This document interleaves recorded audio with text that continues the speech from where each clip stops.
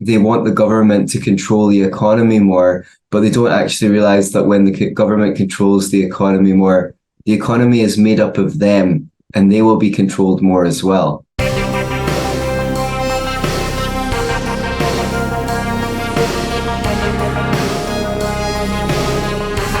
What we'll do is, if anyone's caught littering or throwing their cigarette butt, we'll just take some of their UBI away the next month instead of putting them through court and fining them.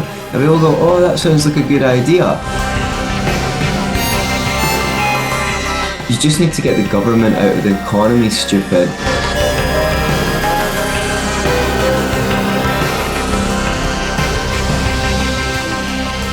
Life is evolving. It's all about Zoom tricks now, so nobody knows that that's full of vodka.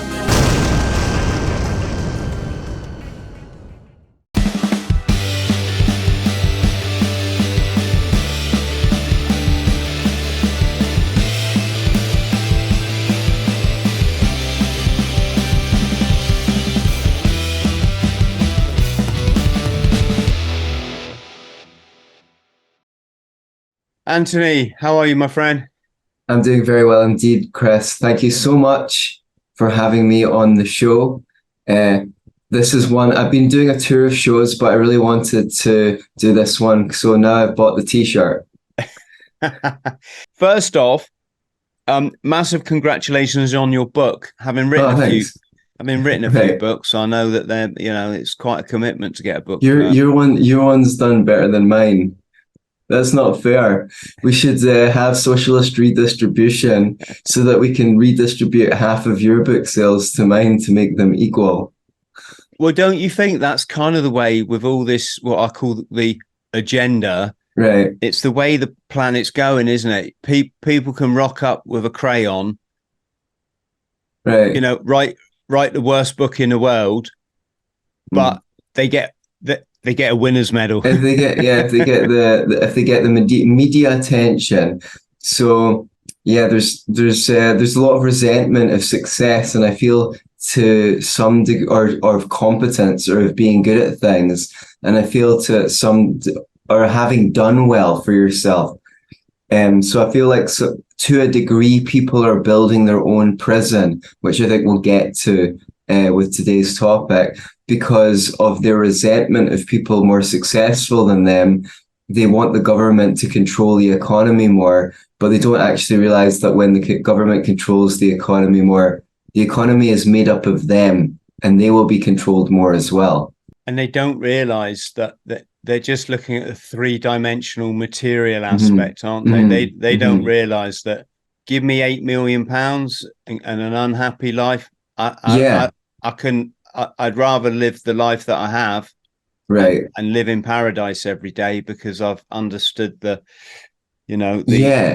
higher dimensional aspect of life, and I know how to access it now, which I didn't know before.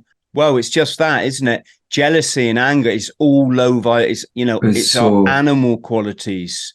Yeah, and I think I've not said this before in a show, so it's kind of like something I've been noticing or working on, and I know your audience likes it because they're into the higher dimensional stuff.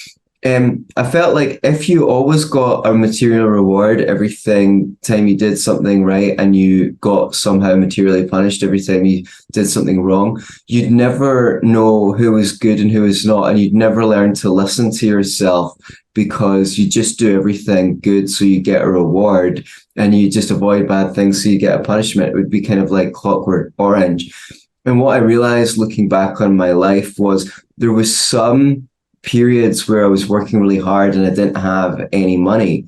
What I realized is in some way it was good to not get acknowledged as soon as I did any good work, because over that period of time, I learned to really refine myself, to learn to listen to myself and do things just because I found them rewarding inherently. And I think at the risk of sounding congratulatory or something like that, I think it comes through in my style of writing, because you can see that my writing is very simple, chatty, easy to understand, and that takes a long time to develop. But I always got, especially in this book, more feedback saying, oh, I love your style, than even in the content. And I know you probably appreciate that as a writer, like refining your style is such an art, you know, and you have to really love it. You have to really want it to read nicely. Oh, you hit the nail on the head. When I wrote Eating Smoke, I remember a friend said to me, you know, I'd completed the first draft of the manuscript, and I'm self-taught. I taught myself English in the Marines Mm. in a correspondence course. Wow, good for you. And the key to the door for me with writing was I had a friend who did the correspondence course before me.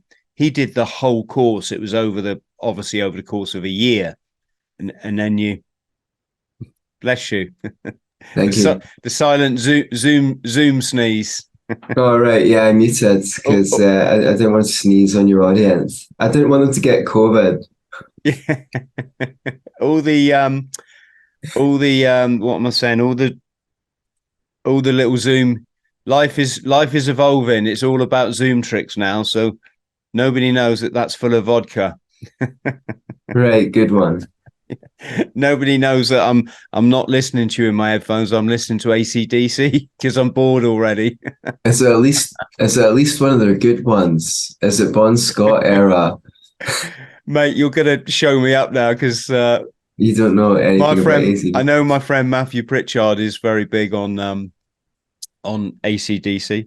Hmm. But what was I saying? Yeah, when I wrote my book, I got the first. Yeah, that was right. I did English in the Marines, and my friend did the course for a year, and he said to me, Chris, you should just put in for it. You know, you get a free GCSE Nice one. paid for by the military. So I actually ended up doing 3, and I add to the 2 O levels I got in school. Folks, if you don't know what an O level is, it's like the old GCSE. So I got 5, which, you know, didn't make me feel as thick as I used to. Yeah, you'd brought up to feel thick. Yeah. And my nan always said, if you do one thing, Chris, get your maths and English. I think she went to her deathbed saying Yeah. that. And I eventually did it, bless her. But what he said, my friend come round my house and he said, Chris, when you do this correspondence course, English, he says, don't write like, say you got to do an essay on a prisoner. Don't write the prisoner sat in his cell. He said, what you write is beams of light shone through the rusting iron bars on the window, rebounding around the room, filling the room with light, filling the prisoner's soul with hope, Wow. Oh, wow. and freedom. Right? I'm like, I get it. Writing is about bullshit. He went, yes. And that was it. That was it. That's all he taught. That's all he taught really me. Good. That's really good. But makes it so tangible. It makes it so tangible. I sent off my first lesson. I might have sent off 2. You post them off to the teacher and they mark them and send them back. Well, not teacher, just a marker. The second one, the first one come back A plus, right? I'm a guy that failed English. I got ungraded at school, right? Come back A plus. The second one come back, you know, A plus, A minus, whatever. It was an A, and there was a little post-it note and said, "Your English is so good. Don't wait the year out. Take the exam that's coming up next month." So I went into that exam, cheated, obviously. I mean, who doesn't cheat in an exam? I had everything tattooed on my. No, I didn't. I took in a thesaurus, right? Because you're allowed to take a dictionary. So I just took the cover off a dictionary and stuck it onto a thesaurus because I didn't need a dictionary, but I did need to improve my vocabulary. So there we go. You didn't hear that, folks. Sorry, Anthony, we're talking about my writing, and I know. I'm really enjoying it. We could do a whole show on writing, and like your friend said, with the light shining through the rusty bars of the present. I'm always looking for a device. Even when I write about the pharmaceutical industry, I try and start each section with a story so that it's not just all facts and figures. I'm all about like using devices to make it interesting to read. Universal basic income. It's not the run-of-the-mill thing that you'd think someone would write about. Okay. So I'm guessing you've got a bit of a passion for justice and equality. Right. Well, I was a bit of an economics geek, and I got into once I got into libertarianism, which are kind of one and the same, because if you understand economics, you tend to become libertarian minded. But what I felt like was in the freedom movement, which is in a sense a much bigger movement now, because all people have come in from COVID skepticism and this and that, and other areas that weren't at the time when I became a libertarian. There's a lot of ways that libertarian policies would solve poverty or reduce poverty, but people didn't understand them. Libertarians didn't talk about them much. And I thought, well, the left are always talking about poverty, poverty, poverty, poverty. And they think that if you like free markets and capitalism, you must just hate the poor. And so I kind of wrote UBI to address that. It's a little bit of a Trojan horse. It's called UBI for and against. And I did try and mount the best argument I could in favor of UBI, or like collect the eyes, but while fundamentally I'm against it. So it's the only comprehensive critique of the UBI scheme that I'm aware exists.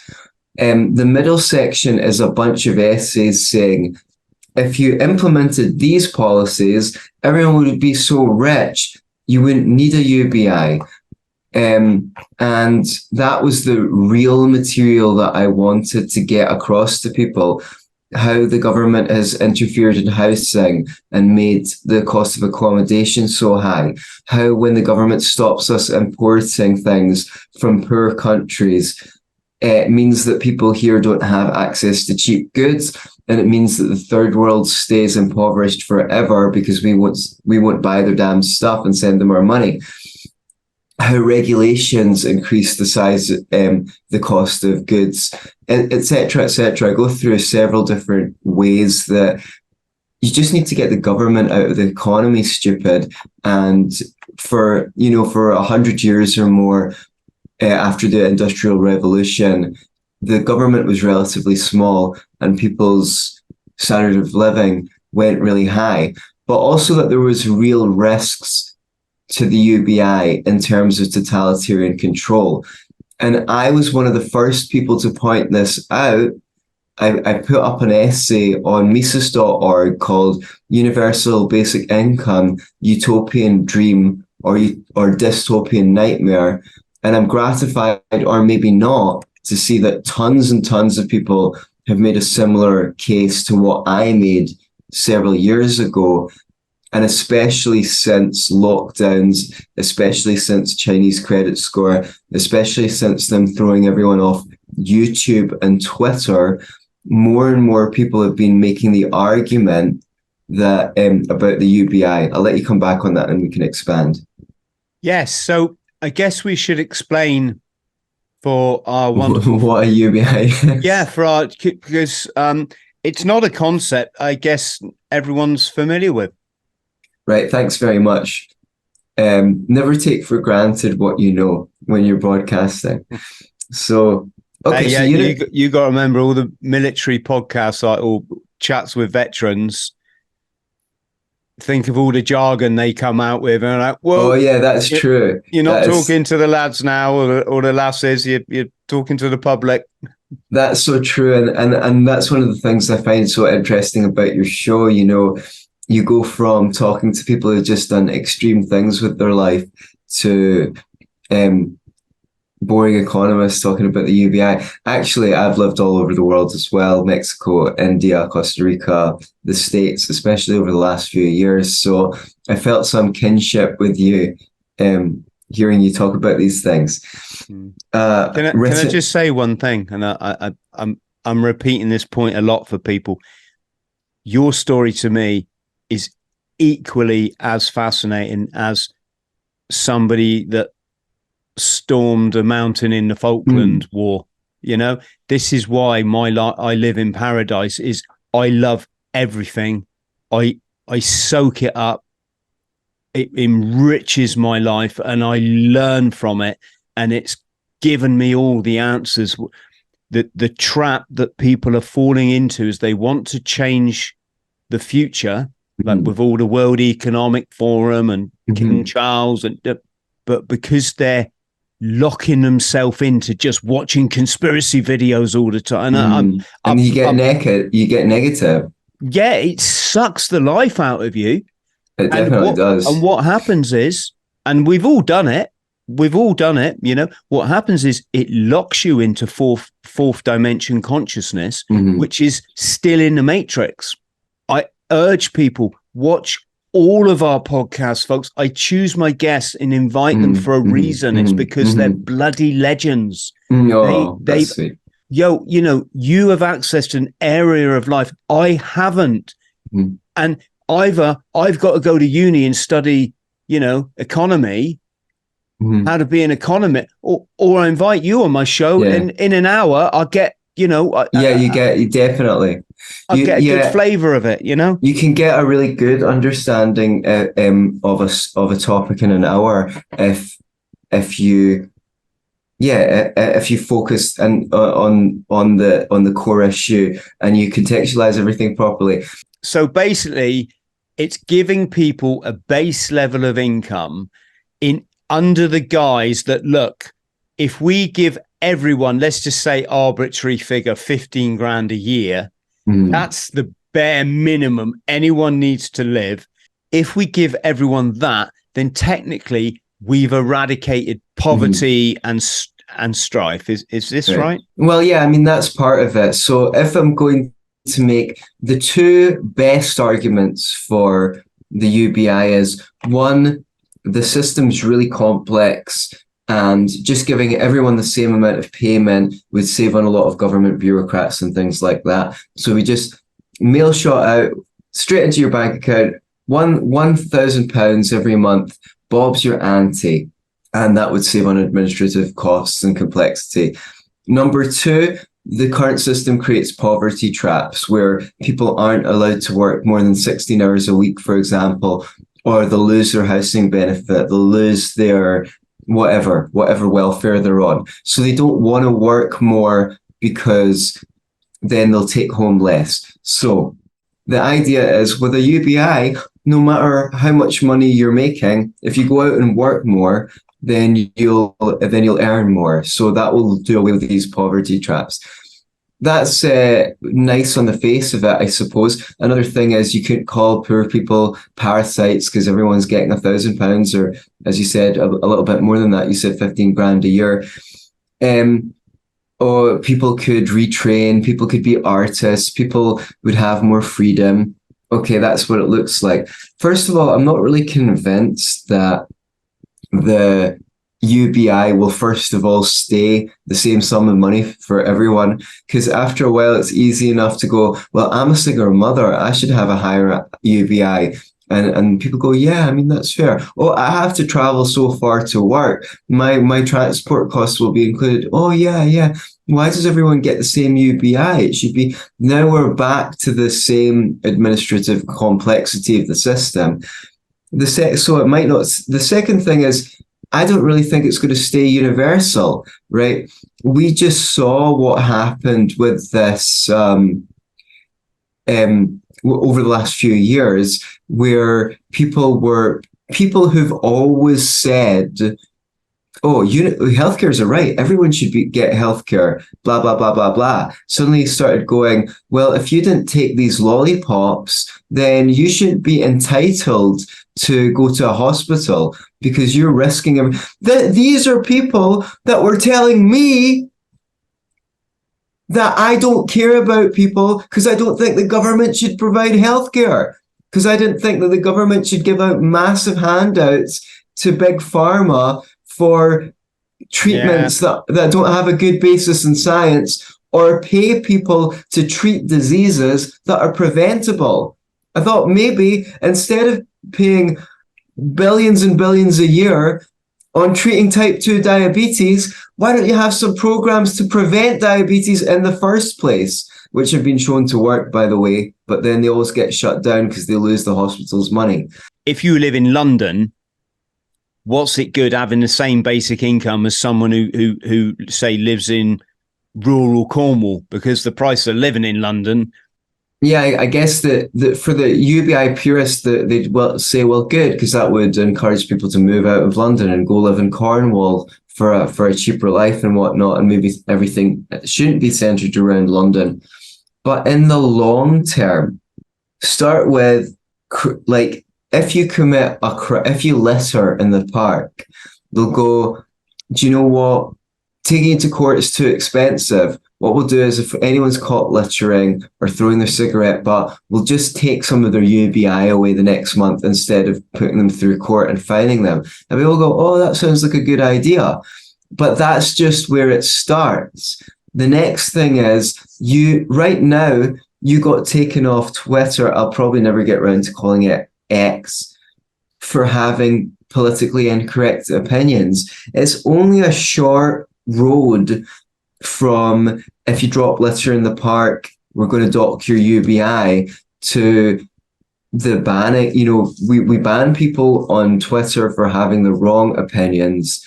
Well, we can just remove your UBI. Now, this is going to be especially the case. We've already seen that people have been bribed into loving the government. And during the pandemic, they bribed people with their own money or other people's money to stay at home. If they weren't allowed to give people money to stay at home, people would say, if I don't work, I don't eat, I don't want to be forced to be at home, so this is a stupid idea, right? Instead, we've got this cost of living crisis, which is actually a cost of lockdown crisis. So when you shut down the economy and print lots of money, obviously the price of goods and services are going to go up. It's just basic supply and demand. You made less stuff and then you printed a bunch of money. that's a lot of demand for stuff, and there's less stuff chasing the money. So obviously the prices are going to go up. So that was kind of like a trial run. If you're very poor, you're likely to go along with whatever the government says because you still want to receive your UBI. If you're someone like you or me, who runs a show online where they talk about things that people might not like, you might be disinclined to say this thing or that. You're already disinclined to say this thing or that thing because YouTube will literally censor you if you disagree with certain public health institutions or other things. They'll take your videos offline. So that already makes you not want to say certain things. I write a lot about the economics of healthcare and how a lot of what we call healthcare is just the government giving people's tax money to rich corporations. How's that relevant? I can't remember what I was about to say about it. Well, no, you just made it, just to clarify here, you become very malleable and controllable, don't you? Because as we saw with the last 3 years, how many people went, oh, but I have to do it because of my job. That's so true. That's so true. And I'll have to do it. Good point. I'll have to do it because of my universal basic income. Go on. The last 3 years, no, you didn't have to do it because of your job, because it wasn't a law. Okay. Mm-hmm. You chose to do it because you thought it would make your life easier. I'm talking about I'm talking about the people that were aware of what was really going on. I'm not talking about the masses that just went along because they thought it was going to, make their life safe. And here's the thing. Well, if people volunteered to go along with something that they knew, mm-hmm. they knew the ramifications of it could be catastrophic for them, their family, their children, but they went along for easy. What are people going to do, right? And this is everybody. When they get everyone gets a universal basic income, right? And you might say, yeah, Chris, but it's just an add-on because I already earn 100 grand. No, you get used to it. You'll get used to it. You'll use that 15 grand a year to pay for your caravan in Cornwall, or for your house in Portugal, or your gym membership at a slightly fancier gym, or whatever it may be. Right. You budget for it. And then when the government say, oh, God, by the way, Guy, I say government, I mean the puppet government, when they say, oh, by the way, guys, if you don't have the old Scooby-Dooby, we're cutting you cut your, even the people, then especially if that's all you're getting, you're only getting 15 grand, you got 3 children to look after, you're a single parent, you're gonna, if you don't go along with the whatever the Yeah, it could be anything. And so with the healthcare stuff, and we're even talking around certain things, right, on this show. And we're not worried about losing our income. We're just worried about losing a social media account.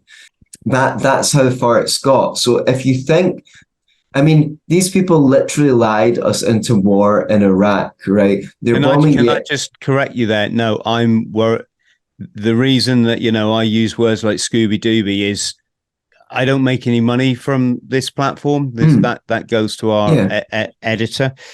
I get other stuff from, I might get a public speaking gig once or twice a year, which is just helps me pay my bills. I might sell a few books, which I didn't do before. I might, be able to tell people, look, if you're struggling, hit me up for some life coaching. So I just didn't want people to think I'm that vain that I care about a social media account. No, I know that's not what I mean. I know that this is a source of, when I say social media account, I mean, what I mean is we're trying to reach people. And if we don't play within the rules of the platform, they'll take away our ability to reach people, right? What's going to happen when you get when you have a UBI? Do you really believe that it's going to remain universal, even in 10 years, 20 years, 30 years, 50 years?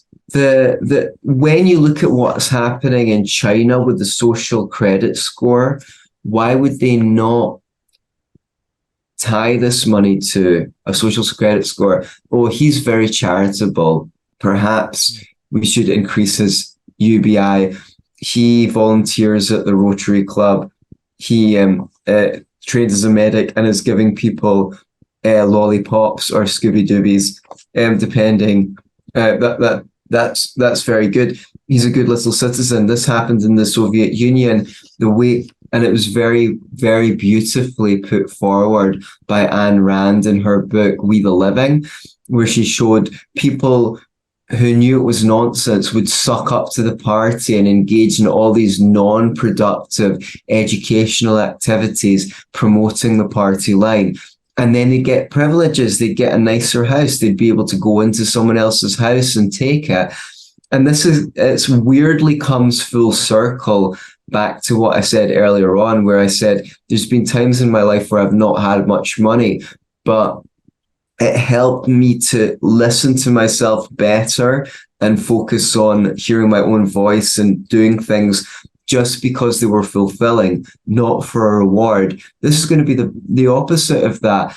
That book, We the Living, shows how the government controlling the economy corrupts people's personalities, because instead of having relationships with each other where they want to provide value for value, they have this relationship with the state where they do what the state says, and that because they depend on it.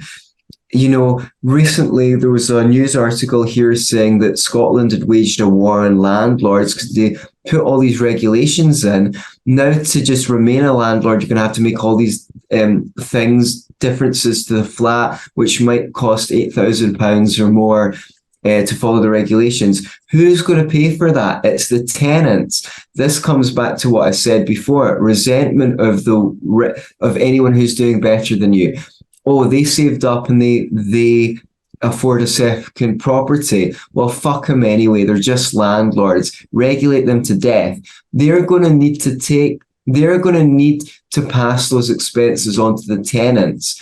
The consequence of this is, rather than have an extra property which gives them rent, they won't need to rely on a handout from the government. Now they're going to have to rely on their state pension. That's another person that's reliant on the government. That's what they want. If you're relying on them, they control you.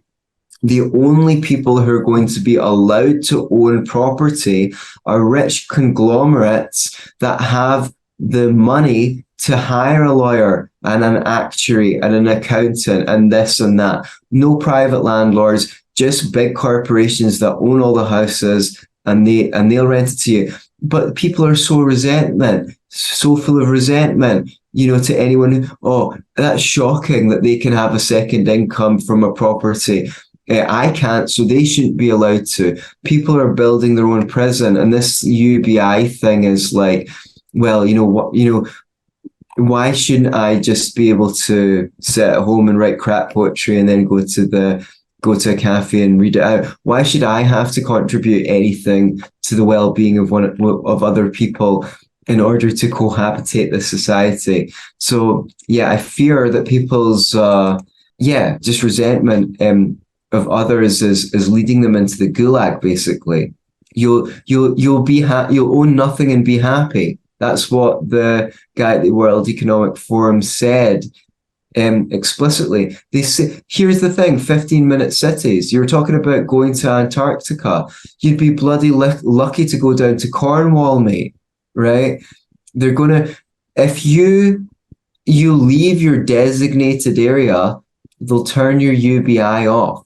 And I wrote this like 6 years ago or something like that, the essay, Universal Basic Income, that before any of this stuff happened, before the banning people on social media got really bad, before cancel culture got really bad, before they did actually pay people to stay at home. That's what grounding in economics helps you do sometimes, predict the future. Unfortunately, predicting the future isn't always it's a bit of a thankless task, and it's sometimes it doesn't look good the way you see things heading. The globalists are really reeling people in, aren't they, by putting up this thing that your life is going to be better, which in kind of technically in the short term, I mean, bloody hell, I'd love a universal. Yeah, I'd love to get £1,000 a week in the mail. If anyone wants to send it to me, just email me privately and I'll give you my address. But then when it suddenly gets linked to your digital identity, your health passport, central banking digital currency, the social credit system. Can I say something on that? There's a wonderful book that everyone should read. It's called No. It's another one. It's called Wild Swans: Three Generations of Women Under Mao. Right. Oh, that was amazing, that book. Yeah, so eye-opening. People have no idea what happened in China and how horrendous it is, horrendous it was. But it's still happening. I mean, this control is not changed. But in that book, amongst all the nonsense that went on during those years, one of the things was they had this young man on poster boards, what Americans call billboards. And his young man was called, like, I don't know, let's just give him a name, Lee Chung, right? It's probably a bit more of a Hong Kong name, but anyway. And on the billboards, it's a picture of this like cheesy little schoolboy with his cap on. And he'd be helping old ladies across the road, and he'd be running after someone who dropped their wallet, and he'd be, be like Lee Chung. Right. Oh, just I can't really explain it, but imagine that attached to a social credit system, that kind of mentality, which is exactly, I think is what we're seeing. Yeah, So it's one of the ways to initiate people into the central banking digital currency, isn't it? You have to have the CBDC to get your free grand every month, and people will sign up because they don't want to be the only one who has free money, who doesn't get the free money, which isn't, of course, free because you have to tax people for it. And of course, all of our wealth was the reason why we're so much more affluent than our grandparents were was because everyone worked and created all the bridges and the highways and the machinery that we benefit from. So then we want to not engage in creative work, which means that our grandchildren will not benefit from a more affluent life, because there's so many dimensions to the UBI, and there's a lot of economic arguments against it. But I feel like the sociological argument is the one you can see how all these pieces fit together, right? 15 minutes. So UBI get people onto their government approved bank account. So only with the government approved bank account can you get the free money. If you don't, if you do the kind of things that get you banned on social media, it won't just be a social media ban. They'll take away some of your money, your anticipated income, which you've come to depend on. You might not want to say certain things on certain platforms. Even if you're fairly well-to-do, you adapt to having that money there. Then then if you leave your 15-minute city or whatever, they just turn your official bank account off. You won't be able to spend the money that they give you, or that you have in your government approved bank account, unless you're in the approved area where you're allowed to live. You'll need a permit to go down to Cornwall. So this is what's going to happen unless we stop it. Just say your card linked into the big grid will know when you're outside the fifth, and it will cease to function. So unless we stop it, that's the direction that things are going in. I'm not saying that they have to go in that direction, but this is the trajectory of society right now. The more people that are dependent on the government, like my dad, when I sent him that thing about landlords, he said, oh, they don't realize it goes against them, because a lot of people will have to rely on government assistance if they can't have a second property which they rent out. So that's creating more government spending. I'm like, ha ha ha, you poor soul, you're so naive. As though that's a bad thing for them. What they want is a huge public sector, because everyone that's in the public sector automatically supports the existence of government.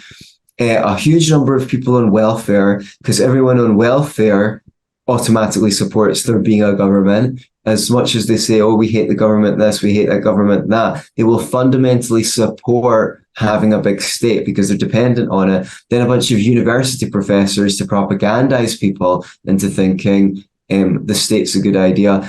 And then you have some amount of people working in the private sector, and they're the minority. They're taxed like a cash cow to pay for everyone else. And if they say this isn't fair, I don't want to pay so many taxes, everyone will go, you Tory, you selfish individual, all you think about is yourself. And actually, somehow it's selfish to want to keep your own money, which you've worked hard to earn, but it's not unselfish to want to live off the back of people who are working hard and actually creating stuff which allows for the wealth to tax people and give them welfare and have this like bloated public sector. The more people who are dependent on the government, the better. That's how they control you. People on the free market shop around for the best service at the best price. When they give you out things, you just need to take what you get. You don't have any freedom. You don't have any choice. And that ties into the healthcare stuff. They've propagandized everyone. You just get, you're not going to get the kind of pH-based solution that you were talking about. No, they're just going to pay a bunch of pharma companies. Like Yeah, we'll come back to that on another show, I'm sure. I think we've just about covered it, Anthony, haven't we? I think if we go any more, we might be kicking the arse out of it a bit. So, Right. your book, Universal Basic Income, folks, we'll put a link for it below so you can grab yourself a copy. Please do. Anthony, look forward to getting you back on the show because I know there's quite a few things. But Yeah. before we go, we need to offer a positive solution to It's all of interesting. this because crisis creates opportunity, and it does. Well, I mean, the thing is, when you can see the coherent picture of how this fits together, you can paint quite a good picture for people now. The World Economic Forum are saying all of these things on their website. They want the CBDC, they want this and that and the other. So it's no longer in the realms of conspiracy theories. As I said, I write on the pharmaceutical industry. I get on all the conspiracy theory podcasts. The thing is, I only quote official sources. I demonstrate that the official sources are admitting this stuff. So we are at a point where you can just basically demonstrate to people that this is going on. I kind of agree with you. You have to start with your own life. You need to get your own house in order. Focus on what you can change.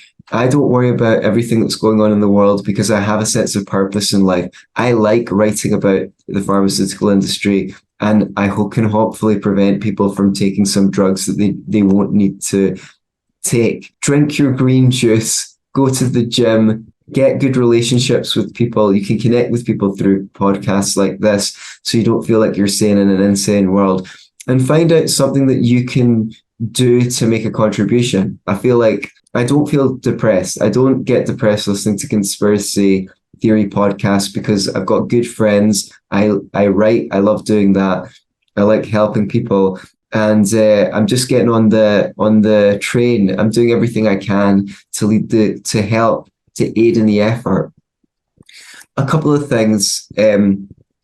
I should give a little plug for the book. Why should you read it if you know all this stuff? The book isn't just about UBI. It's quite short. It is a really, really, really good introduction to economic reasoning. I give the arguments for something and then I take them down and systematically dismantle them or show the. So it also has a bunch of solutions for poverty that involve less government rather than more. I think it'll take you a few hours to read. It's not that long, and the bang for your buck in terms of information you'll learn and a certain way of thinking you'll learn from it is very good. Plus, it's a very nicely written book, and there's some laughs in there. So I definitely recommend it. The other thing you can do is go to 7pharmamyths.com. 7pharma, like pharmaceutical company, PHA. Yeah, you know how to spell that. And myths like Greek or Roman mythology. The number 7pharmamyths.com. You can get a free ebook, and that will help me let you know when the bigger book on Big Pharma comes out as well, because I'll be able to let you know. So those are my plugs. Anything else to say on keeping positive and changing the world through positive mindset? Support channels like this. Support your own spiritual battle. Wake up every day in paradise. Don't buy into this nonsense. Don't buy into the fear. Live your life as a massive, massive legend, because if you haven't realized you're a massive legend yet, you've got a bit of work to do, because your universe, you don't get more legendary than that. And this is how we win. It's called spiritual battle. And what you do is you raise your energy and you raise your vibration and your happiness and your frequencies, and you put out a much better option for other people than the World Economic Forum do and the big pharmaceutical companies do. And when enough people are understanding that if we want to change the future, you can only do it through energy, vibration, and frequency. You're not going to change the World Economic Forum. You're just not. The dark entities are always going to be there. They'll disappear as the WF and they'll reform as something else. That's right. They'll come back at you again, and they'll come back at you again. It's only when you win the spiritual battle that they cease to have effect on you. And let's make it popular, because I think living in paradise, as opposed to the 99.9% who live in fear and control, I think living in paradise is just a much, much better option. I don't know why anyone wouldn't want to. And I think that being in this good place is the way forward for our children. And I think, like, when you look at the way we did this podcast, we could go like kind of heavy on the information, but you can get that from books, you can get that from articles. We covered the topic, but we connect as humans, and people like the banter and things like that, and see that this is the kind of way that you can be in the world when you're connected to yourself. And when you listen to the podcast, you're part of the conversation, because you're going, oh, ha, ha, Chris and Antony are getting along well. That means we're creating a good vibe together. Some people believe that we live in a multiverse and every possible conceivable future will happen. But which conceivable future you go into depends on your vibration, which is why if you get into the fear, then you need to learn not to be fearful. So you'll get attracted into a reality that's fearful. And if you overcome the fear, you won't have the need for this manifestation of dystopia. So you go into a different version of reality. Now, I don't know if all that is true, but I know that when I, let's say, raise my vibration, life seems to go well for me, and it's hard, and it's hard to be pessimistic about the future, because you think, wow, things are going really well. It's beautiful to see the spread of the good vibration. It definitely can't help you or anyone else to get into the negativity. So while we want to be aware of the dark, as you say, they're always going to come at you. But Bruce Lee said, don't pray for an easy life, pray for the strength to withstand a hard one. So without those dark forces, everyone might just get weak, you know? We need to be here, we need to be legends, we need to be strong, we need to be warriors. So we don't retreat in the face of evil, but we proceed ever more stridently, with love in our hearts and with a mission to bring whatever our talents allow us to bring to help in the fight. Brilliant. Absolutely spot on. Antony, on that note, can I thank you massively for coming on the show? We're going to put all your links below. Stay on the line just so I can thank you properly. To our friends out there, wow, what a guest. Absolutely thoroughly enjoyed that. I always like a bit of banter back and forward. And that's where I think the learning is. Friends, if you could please like and subscribe, and if you could support our Patreon, it's $1.99 a month. And I think guys like us are worth it. And I know you do. And always remember, even though it's half the price of a cup of coffee, so you're going to have to go like without one cup of coffee next month. You need to get an Americano instead of a latte. That's and no caramel syrup, people. Remember, the more you give out in life, the more kindness from your heart, the more you get back. Remember, everything you have to spin. What they teach you is the more greed and the more you cling on to your money and your wealth, that's going to make, well, that's where they are, isn't it? So if you could consider supporting the Patreon, we'd really appreciate it. And that just leaves me to say, much love. See you soon. Thank you.